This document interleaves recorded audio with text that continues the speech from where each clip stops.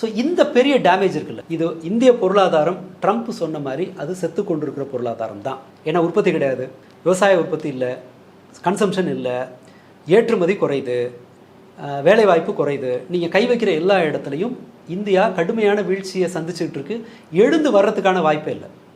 எந்த ஒரு நம்பிக்கையில் எழுந்து வரும் அதுக்கான வாய்ப்பே இல்லை. அப்படி இருக்கும்போது இந்த சூழ்நிலை, இந்த பொருளாதாரம் மோசமாக டிஸ்ட்ராய் ஆகிற சூழ்நிலை, கொலாப்ஸ் ஆகிற சூழ்நிலை ஒரு 6 மாதம் 7 மாதத்தில் வர்ற மாதிரி இருந்தது. அந்த அமெரிக்க டாரிஃப் என்ன பண்ணியிருக்குன்னு சொன்னால் அந்த வேகத்தை ஒரு 6 மாதம் முன்னாடி கொண்டு வந்து நிறுத்தியிருக்கு. அந்த அழிவை முன்கூட்டியே நடக்கிற மாதிரி பண்ணியிருக்கு. ஸோ இந்த ஜிஎஸ்டி ரெஃபார்மை இவங்க பண்ணியிருப்பாங்க. அதுவும் கடைசியாக செத்த பிறகு பால் ஊற்றுற மாதிரியான ஒரு வேலை அது. அது டாரிஃப் வந்த பிறகு என்ன பண்ணுறாங்கன்னா அடுத்த வருஷம் செய்யலான்ட்டு இருந்தது, இந்த வருஷம் செய்கிறாங்க. பீகார் எலெக்ஷனுக்காக செய்கிறாங்க. கண்டிப்பாக தேர்தலுக்கு பிறகு இவர்கள் வரியை உயர்த்தத்தான் செய்வாங்க.